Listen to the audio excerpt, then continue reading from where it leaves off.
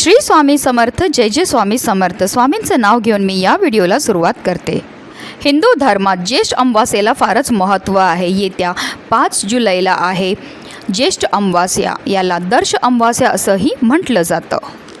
प्रत्येक महिन्यात अमावास्या तिथीही येते, पण प्रत्येक अमावास्येचं महत्त्व हे वेगवेगळं असतं. ज्येष्ठ महिन्यातील अमावास्या खूपच महत्त्वाची मानली जाते.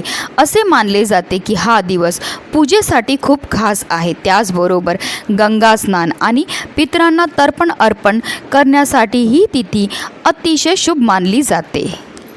या अमावास्येनंतर आषाढ महिन्याला सुरुवात होते. ज्येष्ठ अमावास्येला श्रीहरी विष्णू आणि माता लक्ष्मीच्या पूजनाला सुद्धा विशेष महत्त्व हे दिलं जातं. हिंदू धर्मात ज्येष्ठ अमावास्येच्या दिवशी दान आणि स्नान करायला विशेष महत्त्व हे दिलं जातं. याशिवाय ज्येष्ठ अमावास्येला पवित्र नद्यांमध्ये स्नान करावे. तसेच या दिवशी गाय, कावळा आणि कुत्र्याला अन्न खाऊ घालावं. असं केल्यामुळे आपल्या जीवनामध्ये असणाऱ्या अनेक अडचणींपासून आपल्याला मुक्तताही मिळत असते. असं म्हटलं जातं की आपले पित्र अमावास्या तिथीला ह्या भूतलावर असतात. ते कावळा, कुत्रा आणि गायीच्या रूपामध्ये असतात आणि आपण त्यांच्याकरता काय सेवा करतायत, काय उपाय करतात, काय दान करतायत ते पाहत असतात. आणि म्हणूनच आपल्याला ज्येष्ठ अमावास्येला कुत्र्याला ही एक वस्तू खायला द्यायची. ही वस्तू खायला दिल्यामुळे प्रखरातला पितृदोष तर नष्ट होणारच आहे, पण ग्रहदोषसुद्धा दूर होणार आहे. त्याचबरोबर आपलं 7 पिढ्यांचं दारिद्र्य नष्ट होऊन आपले पित्र आपल्याला सुखी संसाराचा आशीर्वाद हे देणार आहेत. अतिशय उच्च कोटीची ही सेवा जी प्रत्येकाने ज्येष्ठ अमावास्येच्या दिवशी करायची, त्याबद्दल सविस्तर आणि महत्त्वाची माहिती मी तुम्हाला या व्हिडिओमध्ये देणार आहे. तर व्हिडिओ पूर्ण पहा. आणि जर तुम्ही माझ्या चॅनलवर नवीन असतील तर चॅनलला सबस्क्राईब करा आणि शेजारी बेल आयकॉन सुद्धा प्रेस करा, जेणेकरून तुम्हाला माझ्या नवनवीन व्हिडिओचं नोटिफिकेशन हे मिळत राहील. हिंदू धर्मशास्त्रानुसार पूर्वजांच्या सदोष कर्माची फळे त्यांच्या वंशजांना भोगावी लागतात. यालाच आपण पितृदोष म्हणतो. आपल्या जीवनातील अनेक प्रकारचे दोष असतात. त्यापैकी एक म्हणजे पितृदोष. ज्या व्यक्तींचे पूर्वज सुखी नसतात त्यांच्या कुंडलीत हा दोष तयार होतो. दरवर्षी येणाऱ्या पितृपक्षात पितरांचे श्राद्ध न केल्याने, श्राद्धविधीत भाग न घेतल्याने आणि पितरांच्या आत्म्याच्या शांतीसाठी पूजा न केल्याने हा दोष प्रबळ होतो आणि सर्व प्रकारच्या समस्या आपल्या जीवनामध्ये निर्माण होतात. जर तुम्ही किंवा तुमच्या घरातील कोणी विनाकारण ताणतणावात असेल आणि तुम्हाला त्याचे कारण समजत नसेल, तर त्यामागे एकच कारण पितृदोष असू शकतो. जर कोणत्याही कारणाशिवाय तुमची झोप उडाली आणि तुमच्या मनात सतत वाईट विचार येत असतील, तर हे देखील पितरांच्या रागाचे कारण असू शकते. पिंपळाच्या झाडाला त्रिदेव वास करतात, पण घरात पिंपळाचे झाड लावणे फारच शुभ आहे. अनेकदा पिंपळाचे झाड स्वतःहून घरामध्ये उगवते. जर तुमच्या घरात पिंपळाचे रोप स्वतःच उगवले तर ते पितरांच्या नाराजीचे लक्षण असू शकते. पण ते तोडायचं नाही. त्याची पूजा केल्यानंतर ते मातीसोबत बाहेर काढून मंदिरात किंवा कोणत्याही सार्वजनिक ठिकाणी लावावे.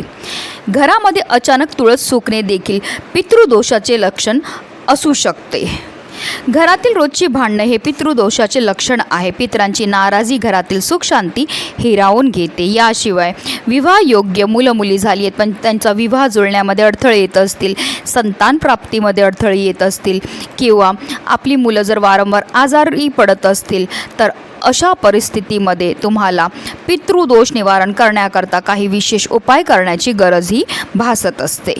जर तुमच्या कुंडलीमध्ये पितृदोष असेल, राहू, केतू, शनी या ग्रहांचे दुष्प्रभाव असतील, तर आवर्जून त्या लोकांनी हा प्रभावी उपाय जो आहे तो करायचा आहे. कारण कुत्रा हा केतू ग्रहाशी संबंधित असतो. कुत्रा ही कालभैरवांची स्वारी आहे आणि जर आपण कुत्र्याची सेवा केली तर त्यामुळे आपल्यावर कालभैरव हे प्रसन्न होतात. कालभैरव हे महादेवांचे 5वे उग्र स्वरूप मानले जाते आणि शनिदेव हे महादेवांना आपला गुरु मानतात. म्हणूनच जर कुत्र्याची ही सेवा आपण केली तर आपल्या कुंडलीमध्ये असणारा शनिदोषसुद्धा दूर होण्यामध्ये मदतही मिळत असते. त्याचबरोबर कुत्र्याची ही सेवा केल्यामुळे आपल्याला अकाल मृत्यूचं भयसुद्धा राहत नाही. तर आपल्याला काय करायचं, ज्येष्ठ अमावास्येच्या दिवशी सकाळी लवकर उठून स्नान करायचे, स्वच्छ वस्त्र परिधान करायचे, देवपूजा करून घ्यायची आणि त्यानंतर तुम्ही दिवसभरामध्ये हा उपाय कधीही करू शकतात. ह्या उपायाकरता आपल्याला एक ताजी पोळी तयार करून घ्यायची. एक लक्षात ठेवायचं, तुम्हाला कुत्र्याला कधीही शिळं अन्न द्यायचं नाही. असं तर कोणत्याही मुक्या जनावराला आपल्याला शिळं अन्न हे द्यायचं नसतं. जर आपल्याकडनं शिळं अन्न दिलं गेलं तर आपल्याला त्याचे उलट दोष हे लागतात. तर आपल्याला पोळी तयार करून घ्यायची ताजी, आणि त्यानंतर त्या पोळीवर आपल्याला थोडंसं मोहरीचं तेल लावायचं. त्याचबरोबर चिमूटभर हळद लावायची. हळद लावल्यामुळे आपला गुरुग्रह जो आहे तो मजबूत होतो आणि आपल्या आयुष्यामध्ये असणाऱ्या आर्थिक समस्या दूर होतात. त्याचबरोबर त्या पोळीवर आपल्याला अगदी चिमूटभर काळे तीळसुद्धा ठेवायचे आहेत, कारण तिळांचा संबंध हा आपल्या पितरांशी असतो. आणि जर आपण पोळीवर तीळ लावून कुत्र्याला खायला दिले तर त्यामुळे आपले पित्र हे आपल्यावर प्रसन्न होत असतात. त्याचबरोबर त्या पोळीवर आपल्याला एक छोटासा खडा गुळाचा सुद्धा ठेवायचा आहे. अशी ही गोड पोळी आपल्याला कुत्र्याला खायला द्यायची आहे. आता जर कुत्रा तुमच्या घरी असेल तर ही कुत्र्याची सेवा तुम्ही घरच्या घरी करू शकतात. मी आवर्जून सांगेन, जर तुम्हाला काळा कुत्रा भेटला तर आवर्जून काळ्या कुत्र्यालाच ही पोळी खायला द्या. आता काही कारणास्तव तुम्हाला काळा कुत्रा नाही भेटला तर इतर कोणत्याही रंगाच्या कुत्र्याला तुम्ही ही पोळी खायला दिली तरीही चालणार आहे. पोळी खायला दिल्यानंतर तुम्हाला कुत्र्याला आपल्या मनातली इच्छाही बोलायची आहे. ही सेवा केल्यामुळे आपले पित्र हे आपल्यावर प्रसन्न होतात, कारण असं म्हटलं जातं अमावास्या तिथीला आपले पित्र ह्या भूतलावर असतात. ते कावळा, कुत्रा, गाय ह्या स्वरूपामध्ये असतात आणि ते पाहत असतात आपल्याला की आपण त्यांच्याकरता कोणत्या सेवा ह्या करत असतात.